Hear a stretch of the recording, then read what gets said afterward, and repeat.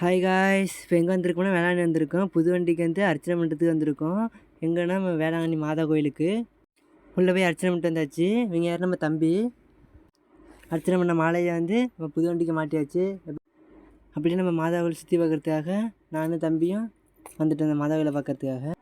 இதை நம்ம வேளாங்கண்ணி மாதா கோவில். இப்போ நீங்கள் ஞாயிற்றுக்கிழமைனால இங்கே சரியான கூட்டம் வேறு. பாருங்கள் எவ்வளோ கூட்டத்தை வேறு. ஆனால் வெயிலும் வேறு, சரியான வெயில் வேறு. நாங்கள் போன மதியம் 12 மணி வரை. பீச்சுக்கு போகிற வழியில் மேலே வந்து சீட்டு போட்டிருக்காங்க. ஏன்னா வெயில் அதிகமாக இருக்குல்ல, அதுக்காக நிழலுக்காக. கைஸ், ஒரு வழியாக நானும் தம்பியும் நடந்து பீச்சுக்கு வந்துட்டோம் சுற்றி பார்க்குறதுக்காக. கைஸ் பார்த்துங்க, இதை நம்ம வேளாங்கண்ணி பீச்சு. நானே ரொம்ப நாள் கழிச்சேன் இன்றைக்கி வந்திருக்கேன் தம்பியோட. பார்த்துங்க, எதுக்கு இந்த பாறைங்கள்லாம் கொட்டிருக்காங்கன்னா அந்த கடலில் மண்ணெல்லாம் அழிச்சிட்டு போகாமல் இருக்கிறதுக்காக சுற்றின்னு கொட்டி வச்சுருக்காங்க. ஆனால் ஞாயிற்றுக்கிழமைனால சரியான கூட்டம் வேறு.